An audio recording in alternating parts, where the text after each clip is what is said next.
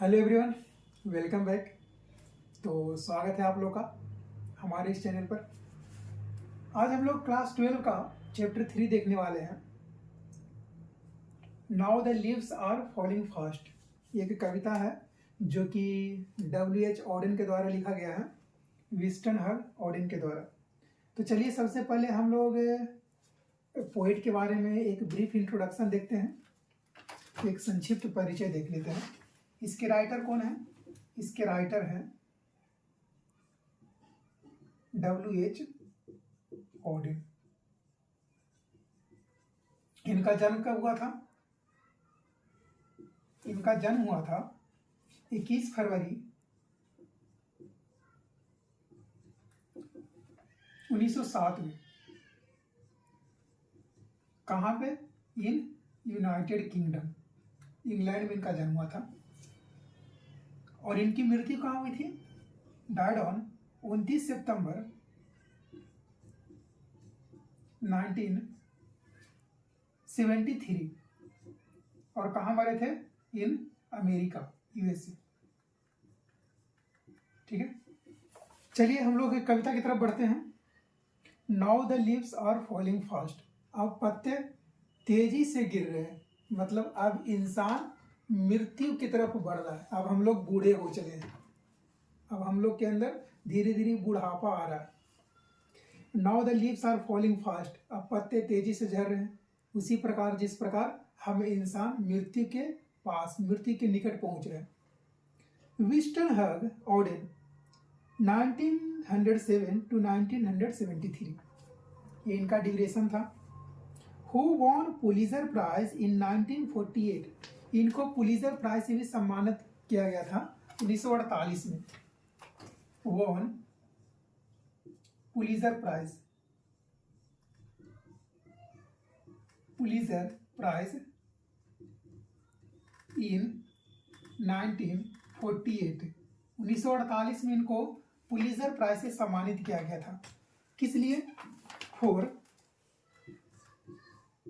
The age of anxiety, the age of anxiety. Age of anxiety के collection के लिए, इसके संग्रह के लिए इनको पुलिजर प्राइज से सम्मानित किया गया था। पुलिजर प्राइज जनरली एक बेहतर एडिटर को दिया जाता है, एक सही संपादक को दिया जाता है, उनको प्रोत्साहित करने के लिए। और ये अपने फील्ड में एक ड्रामेटिस्ट भी थे, एक लिरिसिस्ट भी थे, और एक पोएट भी थे, और इसके साथ साथ एक एडिटर थे और ट्रांसलेटर भी थे। ठीक है, इसलिए इनको पुलिजर प्राइज से सम्मानित किया गया था। Pulitzer prize in 1948 for his collection the age of anxiety. Age of anxiety के लिए इनको पुलिजर प्राइज से सम्मानित किया गया था। Was a versatile and intellectually vigorous poet. एक वर्सेटाइल थे, एक बहुमुखी थे, बहुत सारे गुणों वाले कवि थे। वर्सेटाइल मतलब क्या होता है? बहुमुखी या बहुत सारे गुणों वाले। साथ में इसका वर्ड मीनिंग्स भी आप लोग नोट करते जाइएगा। वर्सेटाइल, बहुमुखी। बहुमुखी मतलब बहुत सारे गुणों वाले। इंटेलेक्चुअली, इंटेलेक्चुअली मतलब बौद्धिक रूप से।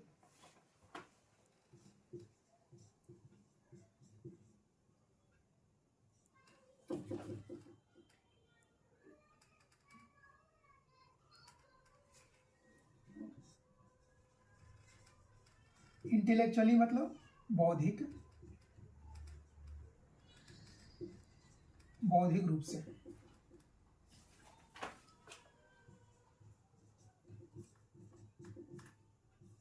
एक बौद्धिक रूप से इंटेलेक्चुअली एक बहुत ही बेहतर कवि थे, है ना। Intellectually vigorous poet. विगरस मतलब आप लोग इसे लिख सकते हैं जोरदार या हिम्मती।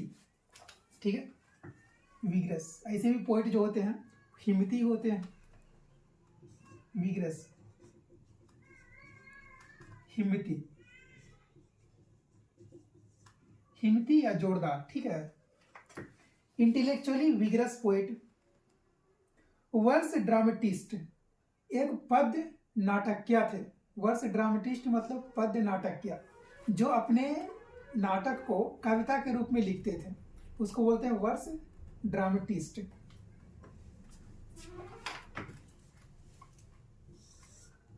Verse dramatist.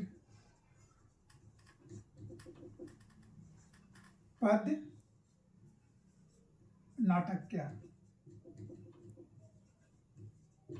पद्य नाटक्य मतलब क्या होता है? नाटक को कविता के रूप में लिखने वाले।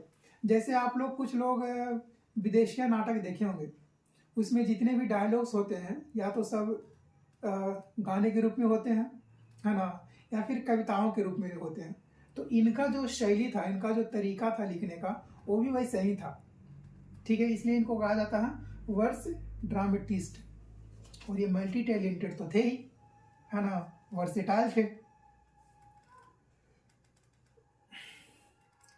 Verse dramatist. क्रिटिक। क्रिटिक मतलब होता है समीक्षक। समीक्षक किसको कहते हैं? जो तर्क पूर्वक राय दे उसको बोलते हैं समीक्षक। ठीक है, लॉजिकल कमेंट करे उसको बोलते हैं समीक्षक, क्रिटिक।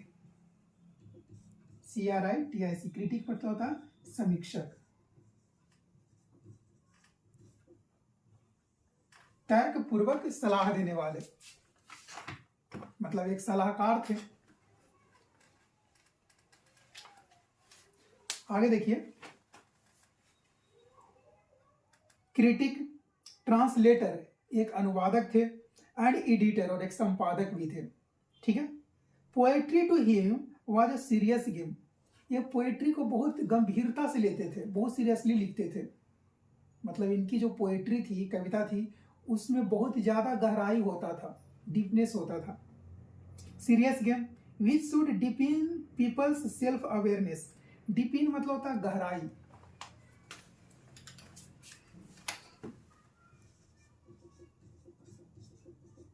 डिपिन मतलब गहराई।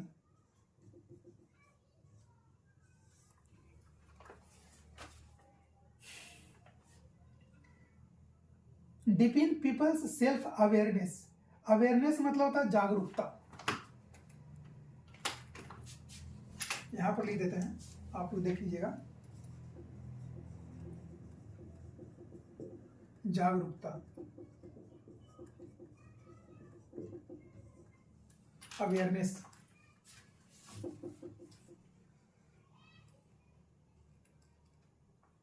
Self awareness, but it should in no case directly affect men's political और रिलीजियस चॉइसेस। जैसे इनका जो कविता होता था उससे किसी भी इंसान के राजनीतिक या धार्मिक सोच के ऊपर कोई प्रभाव नहीं डालता था। जैसे कोई अगर कोई धर्म है, धर्म गुरु हैं या फिर राजनेता है, उनको डायरेक्टली ये अप्रोच नहीं करते थे, डायरेक्टली अपने कविता के माध्यम से उनको क्रिटिसाइज नहीं करते थे। ठीक है, अवहेलना नहीं करते थे। इसलिए इनकी जो कविता थी एक बहुत ही अवेयर के साथ जागरूकता फैलाने वाली कविता हुआ करती थी। ठीक है, समझ रहे हैं? मतलब किसी राजनेता को या किसी धर्म गुरु को टारगेट करके नहीं लिखते थे कि उनको हमको क्रिटिसाइज करना है, उनको हमको नीचा दिखाना है या उनका बेइज्जती करना है। इस प्रकार की कविता नहीं लिखते थे। डायरेक्टली अफेक्ट, किसी भी धर्म गुरु को या राजगुरु को डायरेक्टली प्रभावित नहीं करते थे प्रत्यक्ष रूप से। और religious choices, his yearly poems, इनकी जो प्रारंभिक कविता थी, ये जो शुरुआत की कविता थी, पहले की कविता थी, एग्जिबिट। एग्जिबिट मतलब प्रदर्शित करना, exhibit.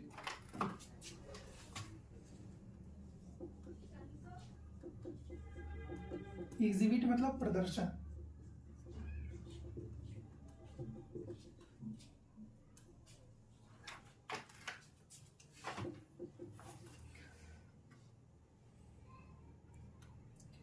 Yearly poems exhibit his interest in political affairs. इनकी जो प्रारंभिक कविताएं थी उसमें से राजनीतिक मामले का एक झलक दिखता था प्रारंभिक कविताओं के माध्यम से। ये जो W.H. ऑडेन का जो शुरुआती दौर में कविता लिखते थे, उससे राजनीतिक मामले में जो भी घटनाएं हो रही है, ये जो इंसिडेंट्स हो रहे हैं, उसके ऊपर एक झलक दिखता था। इसका मतलब ये नहीं है कि किसी को टारगेट करके उसका अवहेलना कर रहे हैं, मतलब उस फील्ड में, उस क्षेत्र में उस टॉपिक को रेज करते थे अपने कविताओं के माध्यम से। His early poems exhibit his interest in political affairs. राजनीतिक मामलों में इनका इंटरेस्ट झलकता था, इनकी रुचि झलकती थी इनके कविताओं के माध्यम से। And ideas what is later poems are overly Christian, लेकिन इनका जो बाद में कविता लिखा गया है उसमें खुले तौर पर ईसाइयों को लेकर लिखा गया है। And more personal in tone, और व्यक्तिगत कविताएं लिखी गई है। यहाँ पे बाद में जो इनकी कविताएं लिखी गई है उसमें, ठीक है, ओवरली क्रिश्चियन मतलब खुले तौर पर ईसाई। तो जो बाद में कविता लिखते थे खुले तौर पर ईसाइयों को लेकर या फिर व्यक्तिगत कविताएं लिखने लगे। As a technician Auden explored a variety of stanza. Explored मतलब होता है निजात करना या खोजना, साथ में देखते जाइएगा आप लोग। एक्सप्लोर्ड, EXPLORED, एक्सप्लोर्ड, निजात या खोज, ठीक है, निजात करना या खोज करना।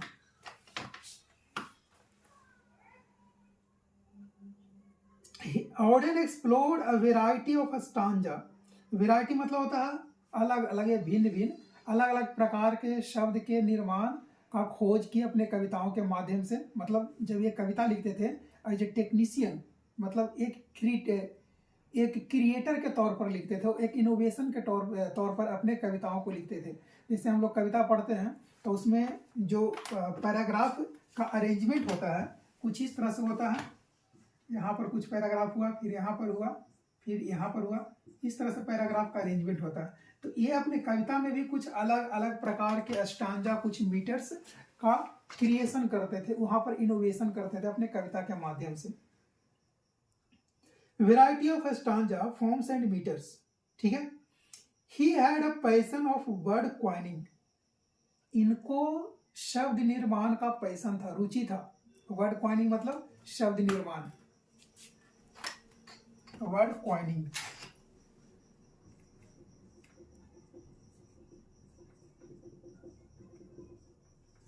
शब्द निर्माण,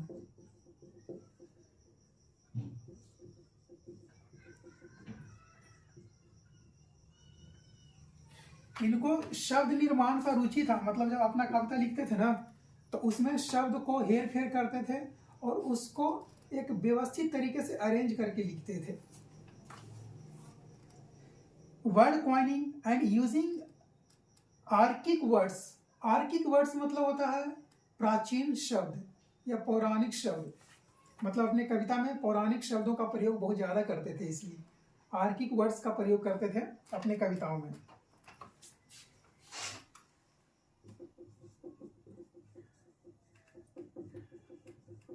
आर्किक वर्ड्स, प्राचीन या पौराणिक, प्राचीन शब्द,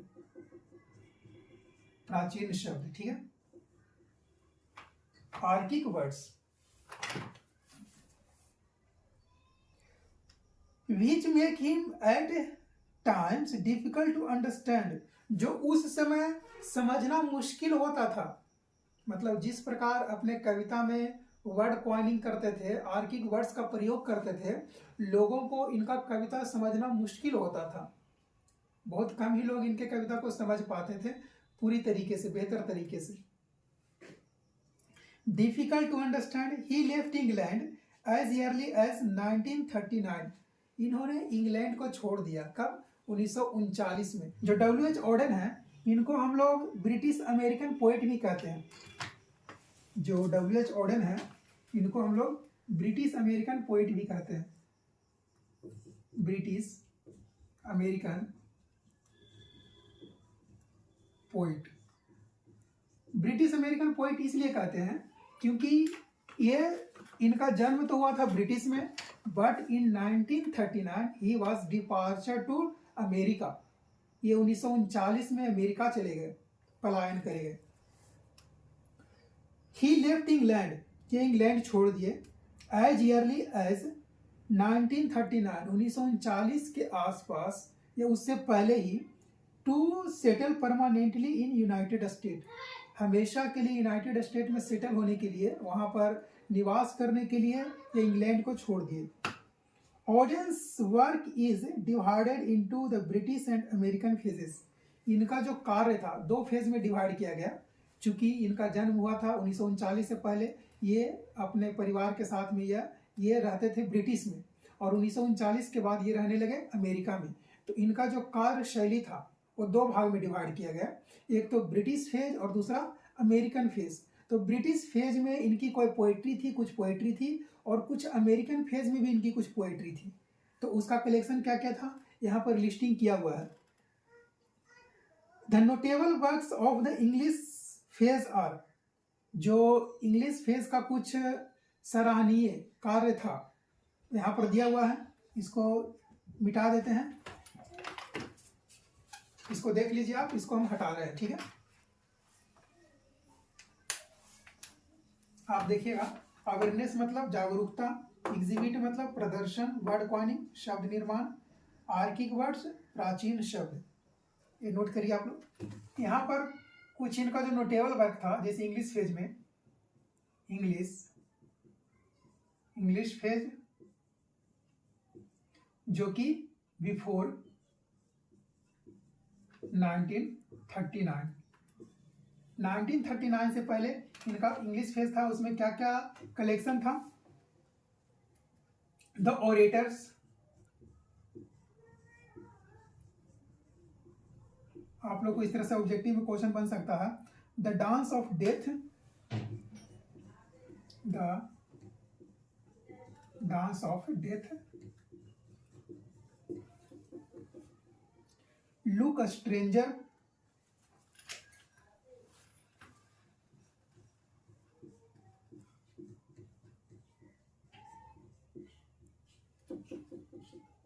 Spain and another time, Spain and another time.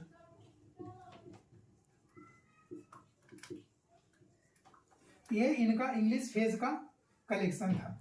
और जो American phase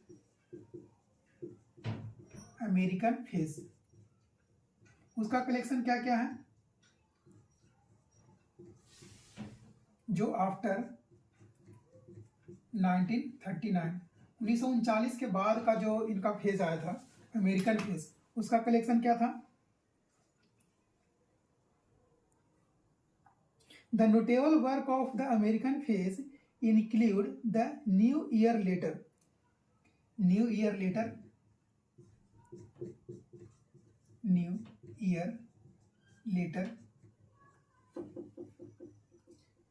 for the time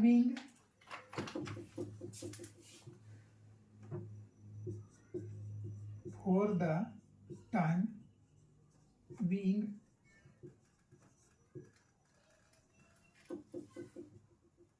the age of anxiety,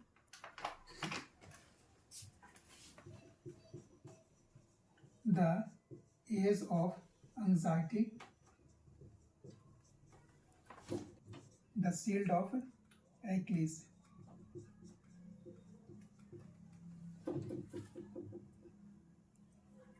The present lyric, now the leaves are falling fast, ये जो हम लोग वर्तमान में लिरिक पढ़ रहे हैं, कविता पढ़ रहे हैं, इन एक्ट्स द, ये भी अमेरिकन फेज का ही पार्ट है। Now the leaves are falling fast, now the leaves are falling fast, ठीक है। ये भी अमेरिकन फेज का ही पार्ट है, मतलब ये कविता ये इन्होंने 1939 के बाद ही लिखा था। इन एक्ट्स, ये दर्शाता है, प्रदर्शित करता है, द फ्रस्ट्रेशन, निराशा। इन एक्ट्स मतलब होता है दर्शाना।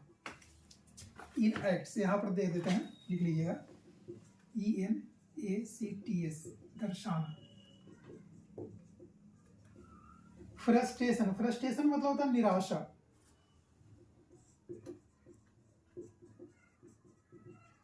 फ्रस्ट्रेशन मतलब निराशा।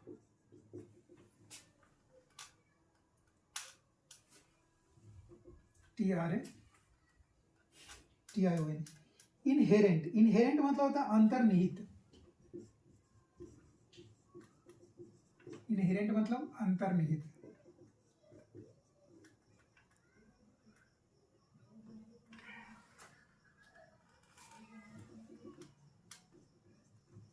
अंतर्निहित।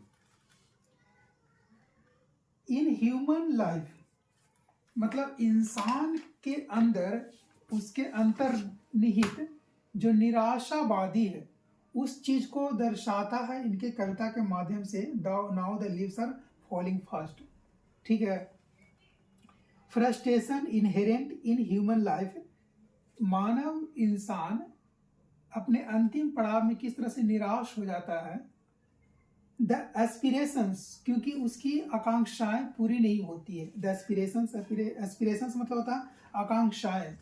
आकांक्षाएं, एस्पिरेशंस मतलब होता है कि उसकी इच्छा, अभिलाषा, अनुकंपा, चाहत, उसका जो चाहत है, क्योंकि किसी भी इंसान का चाहत कभी पूरा नहीं हो सकता है, तो उसके चाहत, उसका चाहत जब टूटता है, पूरा नहीं होता है, तो वो इंसान निराश हो जाता है। अब इसी निराशावादी को, इसी फ्रस्ट्रेशन को इस कविता के माध्यम से दिखाया गया है। Now the leaves are falling fast, that are not fulfilled, जो कि पूरी नहीं होती है। किसी भी इंसान की इच्छाएं कभी पूरी नहीं होती है। Not fulfilled and the sense of loneliness, और जो अकेलेपन का भाव है, sense of loneliness, in which every individual lives and dies, जिसमें प्रत्येक इंसान जीवित रहता है, जिंदा रहता है और मर जाता है। मतलब प्रत्येक इंसान के जिंदगी का कुछ ना कुछ निराशा होता ही है। कभी भी इंसान के इच्छाओं की पूर्ति नहीं होती है। आज हो सकता है आपके लिए लक्ष्य कुछ और हो, जब आप उस लक्ष्य को पहुंचेंगे, उस लक्ष्य को प्राप्त कर लेंगे, तो उसके बाद आपका पड़ाव कुछ और होगा। तो आपके जीवन में हमेशा ये पड़ाव आता रहेगा, जाता रहेगा। कभी भी आपका इच्छा पूरा नहीं हो सकता है। दुनिया में कोई भी इंसान हो, चाहे इलन मस्क को हो, चाहे हम हो, कोई भी इंसान कभी भी सेटिस्फाइड नहीं होता अपने जीवन से, अपनी इच्छाओं से, अपने डेस्टिनेशन को लेकर। जब वो एक चीज को हासिल करेगा, दूसरे चीज के प्रति वो आगे बढ़ना शुरू कर देगा। तो इसी चीज के बारे में हम लोग यहाँ पर पढ़ेंगे। Now the leaves are falling fast. चलिए हम लोग कविता की तरफ बढ़ते हैं। इसमें टोटल 5 स्टांजा है और जिसमें 20 लाइन्स हैं। ठीक है, प्रत्येक स्टांजा में 4 लाइन्स हैं। Now the leaves are falling fast, अब पत्ते तेजी से गिर रहे हैं। Nurses flowers will not last, nurses flowers मतलब क्या होता है? बड़े बड़े पेड़ों के नीचे जो छोटे छोटे पौधे होते हैं उसको हम लोग बोलते हैं नर्सेस फ्लावर्स। बड़े बड़े पेड़ के नीचे छोटे पौधे, बड़े बड़े पेड़ों के नीचे, पेड़ों के नीचे छोटे पौधे, छोटे पौधे, उसको हम लोग क्या बोलते हैं? नर्सेस फ्लावर्स बोलते हैं। ठीक है, अब देखिए यहाँ पर नर्सेस फ्लावर मतलब कौन है? छोटे बच्चे जो अपने गार्जियंस की देख रेख में पलते हैं, उसको यहाँ पर नर्सेस फ्लावर बोला जा रहा है। विल नॉट लास्ट, वो भी ज्यादा दिनों तक जीवित नहीं रहेंगे। जो नर्सेस फ्लावर्स हैं, जो छोटे छोटे बच्चे हैं, वो भी ज्यादा दिन तक जीवित नहीं रहेंगे। क्यों? Nurses to the graves are gone, graves मतलब होता है कब्र। ग्रेव्स मतलब क्या होता है? कब्र। जब मरने के बाद इंसान को कब्र में दफन कर दिया जाता है। Nurses to the graves are gone, क्योंकि जो मदर प्लांट है, जो गार्जियन है, जो बड़े लोग हैं, वो भी तो कब्र में चले गए, वो भी दफन हो गए। तो ये जो छोटे बच्चे हैं, जो नर्सेस फ्लावर्स हैं, वो भी ज्यादा दिनों तक कहाँ से जीवित रहेंगे? ये जो साइकिल है, आने का, जाने का, जन्म का, मृत्यु का, इस साइकिल तो चलता रहेगा। चूंकि nurses has already been gone to the graves, so nurses flowers must be one time go to the grave. Nurses कब्र में चले गए, इसलिए नर्सेस फ्लावर भी एक न एक दिन कब्र में जाएंगे। And the Prem's go rolling on, Prem's मतलब होता है बच्चों के 4 पहिए वाली जो छोटी गाड़ी होती है, उसको बोलते हैं प्रेम्स। प्रेम्स मतलब बच्चों की गाड़ी, बच्चों की छोटी गाड़ी, बच्चों के पहियों वाली गाड़ी। ठीक है, बच्चों के पहियों वाली गाड़ी, उसको बोलते हैं प्रेम्स। अब देखिए प्रेम्स में क्या होता है, चक्के लगे होते हैं। तो हमारे जीवन में भी चक्के होते हैं। चक्के मतलब लाइफ साइकिल, जीवन चक्र उसको बोलते हैं। ये जो जीवन चक्र है, जो सिलसिला है जन्म लेने का और मरने का, ये जो चक्र है वो चलता रहेगा। ठीक है, जिस प्रकार इस गाड़ी में, बच्चे की गाड़ी में पहिए हैं और वो गाड़ी चलता रहता है, लुढ़कता रहता है, उसी प्रकार ये जीवन भी है। एक आएगा, दूसरा जाएगा, दूसरा आएगा, तीसरा जाएगा। ठीक है, अब now the leaves are falling fast, पत्ते तेजी से झड़ रहे हैं। Nurses flower will not last, ये जो नर्सेस फ्लावर्स हैं, जो छोटे छोटे नवजात पौधे हैं, शिशु हैं, वो भी अब ज़्यादा दिनों तक जीवित नहीं रहेंगे। Nurses to the graves are gone, जो नर्सेस हैं, मदर प्लांट हैं, बड़े बड़े लोग हैं, जो एजेड लोग हैं, बूढ़े लोग हैं, वे सारे चले गए, कब्र में चले गए।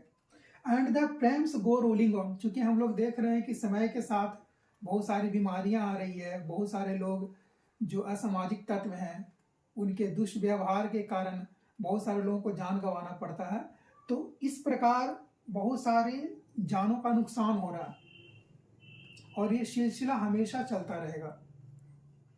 समझ में आया? चलिए अगले पैराग्राफ की तरफ बढ़ते हैं। अगला पैराग्राफ, विस्परिंग नेबर्स। विस्परिंग मतलब होता है धीरे धीरे बोलना या बुदबुदाना, और नेबर्स मतलब पड़ोसी। तो यहाँ पर विस्परिंग नेबर्स का एक शाब्दिक अर्थ है यमदूत या messenger of death. Whispering neighbours मतलब यमदूत, यमदूत, इसी को बोल सकते हैं मैसेंजर ऑफ डेथ, मृत्यु के सौदागर। लेफ्ट एंड राइट, हमारे चारों तरफ यमदूत हैं, मृत्यु का दूत है। Pluck us from the real delight, pluck us मतलब तोड़ना, हमें हमारी वास्तविक खुशी से तोड़कर अलग कर रहे हैं। हमारी वास्तविक खुशी क्या है? हमारा परिवार, हमारा अच्छा जीवन, हमारे अच्छे मोमेंट्स, वो हमारी वास्तविक खुशी है। उस खुशी से तोड़कर हमको अलग लेकर जा रहे हैं। जब मृत्यु के देवता आते हैं, ये थोड़ी देख रहे हैं कि आपके घर में बच्चे खेल रहे हैं, कुछ नहीं देखते हैं ना, उसको उठाते हैं, लेके चल जाते हैं। उसके बाद जो आपके ऊपर दुख होता है, तकलीफ होता है, उसको तो आप ही को झेलना है। तो इसी चीज को बोला जा रहा, pluck us from the real delight. Delight मतलब होता है खुशी, वास्तविक खुशी, रियल डिलाइट। प्लक अस मतलब तोड़ना, प्लक मतलब होता है तोड़ना, बोलते हैं हम लोग प्लक द फ्लावर, फूल तोड़ लो, तोड़ना। जो मृत्यु के देवता हैं, वो हमें क्या करते हैं? हमारी वास्तविक खुशी से हमको तोड़कर अलग कर देते हैं। Pluck us from the real delight and the active hands must freeze, और जो हमारे हाथों में अभी गतिविधि है, हमारे हाथ में भी जो चंचल है, जो सर्कुलेशन है, वो क्या होंगे? आखिरी में फ्रीज हो जाएंगे, जम जाएंगे। और जमने के बाद मतलब हाथों में कोई जान नहीं रहेगा, और हमारे हाथ है लोनली ऑन द सेपरेट नीज, हमारे घुटनों के ऊपर इस तरह से हाथ बैठ जाएंगे। जब बुढ़ापा आता है तो लोग हाथों का सहारा लेकर घुटने पर रखकर चलने लगते हैं। अब उससे ये प्रतीत होता है, उससे ये समझ में आता है कि इंसान अब आखिरी पड़ाव पर है, अब आखिरी एट द 11th आवर है, अंतिम यात्रा पर है। ठीक है, तो विस्परिंग नेबर्स जो हमारे यमदूत हैं, जो मृत्यु के देवता हैं, लेफ्ट एंड राइट हमारे चारों तरफ हैं। Pluck us from the real delight, हमें हमारी वास्तविक खुशी से तोड़कर अलग कर देंगे। And the active hands must freeze, और हमारे हाथों में जो जान है निश्चित रूप से वो फ्रीज हो जाएंगे, वो जम जाएगा। Lonely on the separate knees, separate मतलब अलग अलग, लोनली ऑन द सेपरेट नीज, जो हमारे हाथ हैं जिसमें भी जान है, वो क्या होंगे? दोनों घुटनों पर इस तरह से आकर स्थिर हो जाएंगे। मृत्यु के बाद जो दोनों हाथ होते हैं, वो दोनों हाथ घुटने पर इस तरह से रख दिया जाता है और हाथ खोल कर रख दिए जाते हैं इस तरह से, ताकि देखने वाले समझे कि हाँ, इंसान जिस रूप में आया है, खाली हाथ आया है और खाली हाथ जा रहा है। ठीक है, समझ में आया आप लोगों को? चलिए अगले पैराग्राफ की तरफ बढ़ते हैं। Dead in hundreds at the back, पहले भी सैकड़ों लोग मर चुके हैं। Follow wooden in our track, उसी कॉफिन में, उसी रास्ते, जिस रास्ते हम जा रहे हैं, उसी रास्ते सैकड़ों लोग मर चुके हैं। आर्म्स रेस्ट स्टिफली, स्टिफली मतलब होता है कठोरता पूर्वक, कठोरता पूर्वक। रिप्रूव मतलब होता है दिखावा।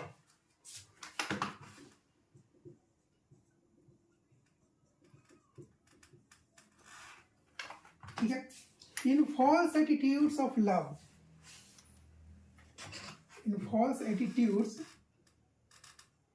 ऑफ लव, एक झूठे प्यार का दिखावा करते हैं। जब लोग मर जाते हैं तो उसको कंधा दे के लेके जाया जाता है ग्रेव के पास, कब्र के पास, ठीक है, श्मशान घाट के पास। तो उसमें से जो अधिकांश लोग होते हैं, अधिकतर लोग होते हैं, वो प्रेम करने का दिखावा करते हैं। ऐसा प्रतीत होता है कि अंदर, उसके अंदर कुछ और है, छल कपट है, और बाहर से प्रेम भावना दिखा रहे हैं सबके सामने कि हम इसके बहुत निकटतम थे, बहुत करीबी थे, हम इनके चाहने वाले थे, हम इनसे बहुत प्यार करते थे। तो in false attitudes of love, arms raised stiffly to reprove, जो हाथ है वो उठते हैं लेकिन कठोरता पूर्वक उठते हैं। अंदर कुछ और है और बाहर कुछ और छलावा है, दिखावा है। Follow wooden in our track, wooden मतलब होता है कॉफिन, ताबूत, coffin, wooden. Follow wooden in our track, उसी रास्ते वुडन ट्रैक में, वुडन में, ताबूत में उसको लेके जाया जाता है। कहाँ? टू द ग्रेव्स, कब्र के पास उसको ताबूत में लेके जाया जाता है। Dead in hundreds at the back, जिस रास्ते पहले भी सैकड़ों लोग मर चुके हैं, उसी रास्ते आपको भी और हमें भी ताबूत में लेके जाया जाएगा, उसी रास्ते। और उसमें से जो लोग होंगे, कुछ ऐसे भी लोग होंगे जो आपके अपने होंगे। वैसे तो इस दुनिया में आपके अपने कोई नहीं है। जब तक आप जीवित हैं तब तक आपका रिश्तेदार है, दोस्त है, भाई बहन, बंधु जो भी हैं। और मरने के बाद, या जब मृत्यु के रास्ते आप जाते हैं, एट द 11th आवर, अंतिम समय पर आप पहुंचते हैं, तब आपको, आपके साथ कोई नहीं रहते। अगर रहते भी हैं तो एक दिखावा है इनके आधार पर। यही कहना चाह रहे हैं कि अगर आपके साथ कुछ लोग रहते भी हैं तो एक दिखावा कर रहे हैं कि आपके साथ हैं। उनके अंदर कुछ और है, उनके मन में, उनके हृदय में कुछ और चलता है, लेकिन बाहर से वो दिखावा करेंगे, आपके सामने रोएंगे, आपके सामने अपना हाथ उठाएंगे कि हम आपके साथी हैं, संगति हैं, है ना। आर्म्स रेज्ड स्टिफली टू रिप्रूव, ये दिखावा करने के लिए उनका हाथ उठता है। In false attitudes of love, एक झूठे प्यार का छलावा या दिखावा करने के लिए। ये लाइन समझ में आया? इस लाइन का अर्थ ये है कि जिस रास्ते सैकड़ों लोग गए हैं कब्र में, सैकड़ों लोग मृत्यु पाकर, मृत्यु को हासिल कर, सैकड़ों लोग जिस रास्ते गए हैं, उसी रास्ते आपको भी एक जाना है, एक दिन जाना है। Follow wooden in our track, उसी रास्ते आपको भी, उसी वुडन में, उसी वुडन कॉफिन में, उसी ताबूत में बंद होकर आपको भी जाना है। आर्म्स रेज स्टिफली टू रिप्रूव, उसमें से कुछ लोग होंगे जो अपना हाथ उठाएंगे, आपको कंधा देंगे, कठोरता पूर्वक देंगे। अंदर से तो इच्छा नहीं होगा कंधा देने का, लेकिन कठोरता पूर्वक कंधा देंगे। रिप्रूव, ये दिखावा करते हुए, फॉल्स एटीट्यूड्स ऑफ लव, एक प्यार का दिखावा करने के लिए अपना कंधा देंगे। ठीक है, अगले पैराग्राफ की तरफ बढ़ते हैं। Starving through the leafless would, starving मतलब होता है भूख, स्टार्विंग मतलब होता है भूख।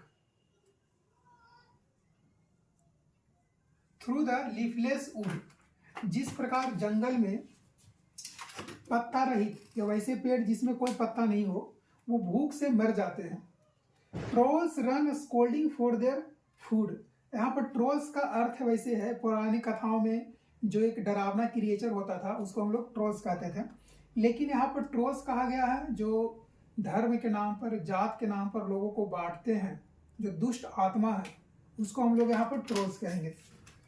दुष्ट आत्मा, दुष्ट आत्मा,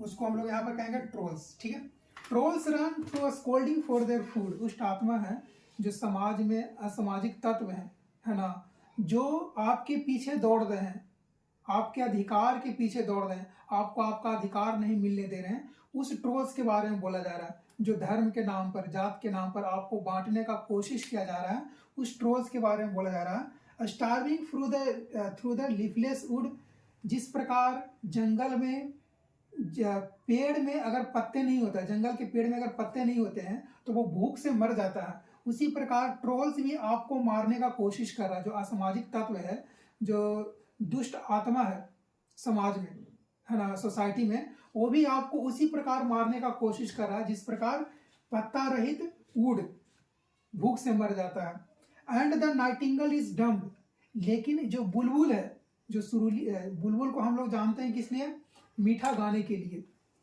नाइटिंगल मतलब बुलबुल। तो जो बुलबुल है वो भी डम्ब है, वो भी गूंगी है, वो भी कुछ नहीं बोल रही है। जो समाज के सज्जन लोग हैं, जो सही लोग हैं, जो चाहते हैं कि समाज सुधरे, समाज का सुधार हो, वो भी इस डर से नहीं बोल रहे हैं, ट्रोल्स के डर से नहीं बोल रहे हैं। And the angel will not come, और यहाँ पर कोई भी देवदूत आने वाला नहीं है। क्यों नहीं आने वाला है? Due to afraid of trolls, इस ट्रोल्स के डर के कारण यहाँ पर कोई भी एंजल नहीं आने वाला है, देवदूत। यहाँ पर कोई भी देवदूत इस ट्रोल्स के डर से नहीं आने वाला। ये ट्रोल्स वो है जो आपके समाज में है, आपके बीच में है, और आपको डरा धमका के आपका अधिकार छीन रहे हैं। ठीक है, उसी ट्रोल्स के बारे में बोला जा रहा है। जो ट्रोल्स आपके भूख का कारण है, जिसके वजह से आप भूखे हैं, समझे? तो starving through the leafless would, जिस प्रकार जंगल में बिना पत्ते के पेड़ सूख जाते हैं, मर जाते हैं भूख से, trolls run scolding for their food, उसी प्रकार जिस प्रकार की आपके भूख के कारण, आपके भूख का कारण कौन है? ट्रोल्स है, असामाजिक तत्व है, जिसके हाथ में आपका अधिकार है, जो आपका खाना छीन रहे हैं। ठीक है, इसको इस तरह से समझ सकते हैं, जो आपका खाना छीन रहे हैं वो ट्रोल्स हैं। जो जात के नाम पर, धर्म के नाम पर समाज को लड़ाने का कोशिश कर रहे हैं, वो ट्रोल्स हैं। Trolls run scolding for their food, वो ट्रोल्स जो आपके खाना को छीन रहे हैं, किसी और का अधिकार को अपना ले रहे हैं। And the Nightingale is dumb, और समाज के जो सज्जन लोग हैं, जो इस चीज को सुधारना चाहते हैं, बदलना चाहते हैं, वो भी गूंगे हो पड़े हैं, वो भी गूंगे हो गए हैं। क्यों? क्योंकि ट्रोल्स के डर से। And the angel will not come, और यहाँ पर कोई भी यमदूत, सॉरी, कोई भी देवदूत उसको बचाने नहीं आएगा। आपको खुद आपका रक्षा करना पड़ेगा, क्योंकि यहाँ पर जो एंजल है, देवदूत है, ठीक है, वो भी इसके डर से नहीं आ रहा, ट्रोल्स के डर से नहीं आ रहा। समझ में आ रहा आप लोग को? चलिए अगले पैराग्राफ की तरफ देखते हैं। इसमें से अगर कोई भी डाउट हो, कोई भी लाइन में, तो बताइएगा आप लोग। Trolls run scolding for their food, जो ट्रोल्स है, दुष्ट आत्मा है, आपके भोजन के चलते, उनके भोजन के चलते उनके पीछे दौड़ रहे हैं। जैसे अगर नेता के बारे में बात करें तो आपसे आपका वोट तो ले लेंगे, है ना, लेकिन जब आपको आपका अधिकार देने का बारी आएगा तो आप ही को गाली देंगे, आपको मारेंगे, आपको अपने से दूर रखेंगे। ठीक है। And the Nightingale is dumb, उस समय जो सज्जन लोग हैं, जो इस चीज़ को बदलना चाहेंगे, फिर भी वो इनके डर से कुछ नहीं बोलेंगे, वो गूंगे हो जाएंगे। कुछ बोलने से बेहतर है अपने आप को शांत कर लें, इस समय ये समझेंगे। And the angel will not come, यहाँ पर कोई भी देवदूत आपको बचाने नहीं आएगा। समझ में आ रहा है? चलिए अगले पैराग्राफ की तरफ बढ़ते हैं। देखिए लास्ट जो स्टांजा है, कोल्ड इम्पॉसिबल अहेड, आगे असंभव, आगे असंभव शीतलता है। जिस पड़ाव पर हम लोग जा रहे हैं, जो आखिरी पड़ाव है, वहाँ पर शीतलता है, कोल्ड है, फ्रीज है, इंसान वहाँ पर जाकर शांत हो जाता है। ठीक है, उसी शीतल के बारे में बोला जा रहा है। कोल्ड इम्पॉसिबल अहेड, आगे असंभव है, शीतलता है। List the mountain lovely head, जो पर्वत की श्रृंखला है, जो पर्वत की ऊंचाई है, लवली हेड, वो आखिरी पड़ाव है। ठीक है, list the mountain lovely head, वहां पर जाकर सब कुछ सुंदर लगने लगता है। Whose white waterfall could bless, waterfall मतलब होता है जलप्रपात या झरना, जलप्रपात। Whose white waterfall could bless, जिस आखिरी पड़ाव पर हम जाएंगे वहां पर झरना हमें आशीर्वाद देगा कि अब तुम मृत्यु के दरवाजे पर पहुंच चुके हो। जो ट्रेवलर्स हैं, यात्री हैं, जो हम इंसान यात्री हैं, अपने जीवन का यात्रा करके आखिरी पड़ाव पर पहुंचते हैं, इन देयर लास्ट डिस्ट्रेस मतलब होता है एट द लास्ट टाइम या at the time of death, मृत्यु के समय, मृत्यु के समय, लास्ट डिस्ट्रेस, ठीक है। Travellers in their last distress, जो यात्री हैं वो अपने आखिरी पड़ाव में मृत्यु के समय किस रास्ते जाते हैं? जलप्रपात के रास्ते जाते हैं। वही उसको आशीर्वाद देता है। आशीर्वाद मतलब शीतलता प्रदान करता है। अब तुम मृत्यु के दरवाजे पर पहुंच चुके हो, अब तुम मरने के समय पर आ गए हो, ठीक है। अब उस समय उसका शरीर शीतल हो जाता है, ठंडा हो जाता है। तो कोल्ड इम्पॉसिबल अहेड, जो पर्वत की श्रृंखला है, जो चोटी है, वो सुंदर है। सुंदर मतलब वहां पर से मौत निकट नजर आता है। हम लोग मौत के दरवाजे पर पहुंच चुके होते हैं। List the mountain lovely head, वहां पर जो पर्वत की श्रृंखला है बहुत सुंदर नजर आती है। उसका हेड, उसका सर, उसकी श्रृंखला। हो जो व्हाइट वाटरफॉल कुड ब्लेस, जिसका उजला जो जल प्रपात होता है, झरना गिरता है तो उसका पानी सुंदर लगता है देखने में, उजला व्हाइट। उसमें बहुत सारे आप लोग को फॉग नजर आएंगे, है ना, उसमें से झाग दिखते हैं उजले उजले कलर के। तो whose white waterfall could bless, जो आपको आशीर्वाद देंगे। उस रास्ते आप लोग गुजरेंगे तो आपके ऊपर मानो अपना हाथ फेर रहे हो कि हम इसी दिन का इंतजार कर रहे थे कि आप जीवन का यात्रा करके इस रास्ते आखिरी गुजरे।